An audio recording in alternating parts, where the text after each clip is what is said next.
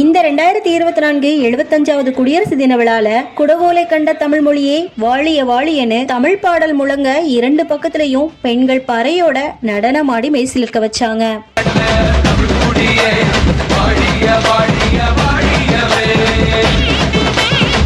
இந்த பாடலுக்கு என்ன அர்த்தம்னு பாத்தீங்கன்னா, நம்ம சேர சோழ பாண்டியர்கள் காலத்துல ஸ்ட்ரிக்டா ரூல்ஸ் அண்ட் ரெகுலேஷனை ஃபாலோ பண்ணி குடவோலை முறையில எலெக்ஷன் நடத்தினவங்க தான் நம்ம சோழ தமிழர்கள். இதனாலதான் அந்த கால ஆட்சி நல்லாட்சியாகவும் மக்கள் படிப்பறிவு சிந்தனை அறிவு உள்ள மக்களாகவும் இருந்திருக்காங்க. எந்த விதமான மத அடையாளமும் இல்லாம மக்களாட்சி முறையை நடத்தினவங்க தான் நம்ம தமிழ் மக்கள். இந்த குடவோலை முறையானது நம் தமிழ் மண்ணோட அடையாளம் அப்படின்னு இந்த பாடலானது விளக்கியிருக்கு. தேர்தல் நெருங்குற இந்த காலகட்டங்கள்ல கண்டிப்பா நம்ம சோழ தமிழர்களின் பாரம்பரிய தேர்தல் முறையை பத்தி கண்டிப்பா நாம திரும்பி பார்க்கணும் அப்படிங்கிற கட்டாயம் நமக்கு இப்போ இருக்கு. இத பத்தி நீங்க என்ன நினைக்கிறீங்க? மறக்காம கமெண்ட்ஸ்ல சொல்லுங்க.